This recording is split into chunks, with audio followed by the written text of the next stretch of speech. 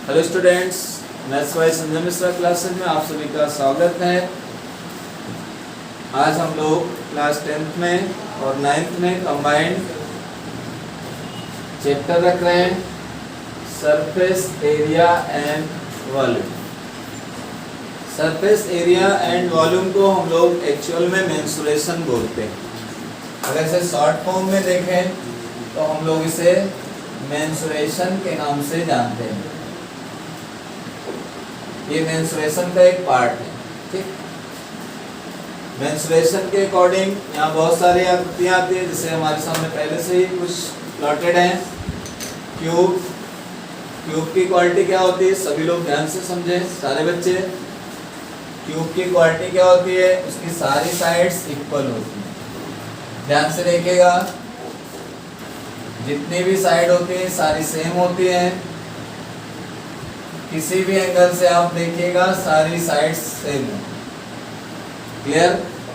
तो अगर आपको कभी वॉल्यूम ऑफ क्यूब कैलकुलेट करना हो तो ए क्यूब, घन का आयतन, भुजा का cube, volume of cube A cube. ठीक है।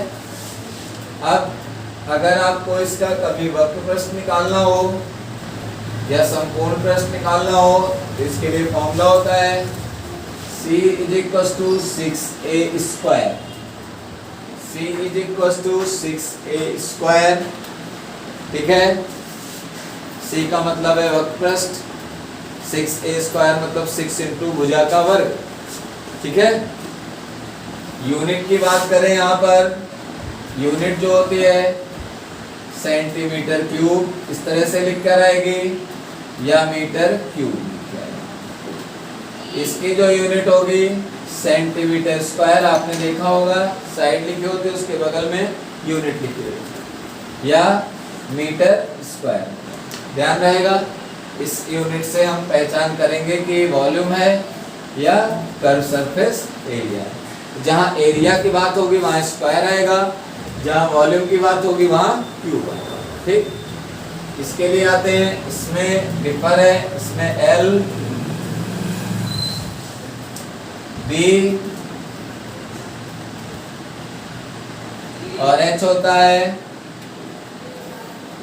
तीनों साइड अलग अलग होती है, इसे क्यूबाइड कहते हैं, जिसे माचिस की डिब्बी, डेस्टर, ये रूम, बुक, कॉपी, सब क्या है, क्यूबाइड है। सारी चीजों की लेंथ, ब्रेथ और हाइट अलग अलग। क्लियर? इसमें जो इसका आयतन होता है, वॉल्यूम बी बराबर L into B into H होता है। इसका CSA होता है कर्व सरफेस एरिया, वक्र पृष्ठ, वो क्या होगा 2 ब्रैकेट में LB plus BH plus HL होता है। ध्यान रखेंगे। ठीक है। इसका CSA और TCSA सेम टाइप होगा। इसके बाद यहाँ पर आए सिलेंडर। सिलेंडर एक सिलेंड्रिकल होता है, जैसे हमारा पेन, ये एक सिलेंड्रिकल डिजाइन है। पाइप, वायर और कोई भी बड़ी से बड़ी पाइप, छोटी से छोटी पाइप, ये सब क्या है, सिलेंडर। ठीक है। अब इसके बाद क्या करते हैं हम लोग, इसमें इसका वॉल्यूम निकालेंगे, आयतन। तो इसका वॉल्यूम होगा πr²h। आपके मन में आया πr² क्यों आया? ये इसकी हाइट होती है, ये इसकी रेडियस होती है। अब ये सर्कुलर है।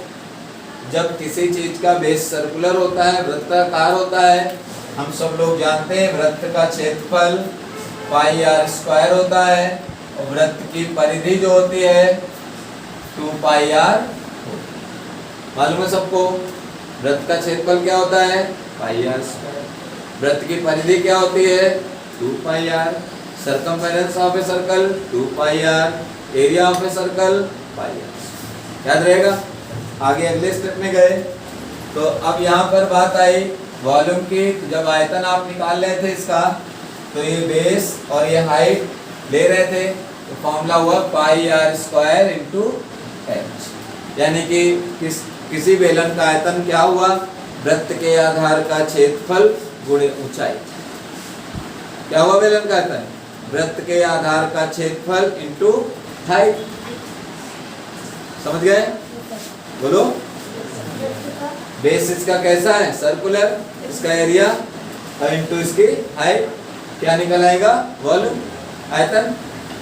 अब बात आई वक्रपृष्ठ की, CSA की। 2 पाई RH। जब CSA निकालते हैं तो वृत्त की परिधि गुणे ऊंचाई 2 पाई R इंटू H। क्लियर? फिर आती है बात TCSA, संपूर्ण पृष्ठ। TCSA का मतलब होता है संपूर्ण पृष्ठ का मतलब जो हिस्सा हमें नहीं दिख रहा है, जैसे कोई डब्बा रखा हुआ है तो डब्बे में क्या है, हमें फ्रंट दिखेगा, ऊपर का हिस्सा दिखेगा, लेकिन उसका आधार दबा हुआ है, छुपा हुआ नहीं दिख रहा। तो टोटल सरफेस एरिया इसीलिए बोला जाता है संपूर्ण पृष्ठ, इसीलिए जो नहीं दिख रहा उसको भी शामिल करो। जब उसको भी शामिल करते हैं इसका फॉर्मूला होता है 2 पाई R H प्लस R। अब यहाँ पर आपको मालूम है H का मतलब हाइट, R का मतलब रेडियस, याद रहेगा? बोलो। नेक्स्ट कोण। कोण में इस लेंथ को बोलते हैं slant height. Slant height Hindi में बोलते हैं तिरछी ऊंचाई या तिर्यक ऊंचाई। क्लियर है? ये इसकी रेडियस R, ये इसकी हाइट, यहाँ पर एंगल होता है, ठीक है? इसको शीर्ष कोण कहते हैं, वर्टेक्स एंगल। लेकिन अगर इसके आधे वाले एंगल की बात करेंगे तो इसे कहते हैं अर्ध शीर्ष कोण। अर्ध शीर्ष कोण, सेमी वर्टेक्स एंगल, क्या बोलेंगे? Semi vertex angle. इसमें आपका वॉल्यूम आया, आयतन 1/3 पाई R स्क्वायर H। यहां पर CSA आया, कर्व सरफेस एरिया वक्रपृष्ठ, पाई RL। यहां TCSA आया, संपूर्ण पृष्ठ, पाई R L प्लस R।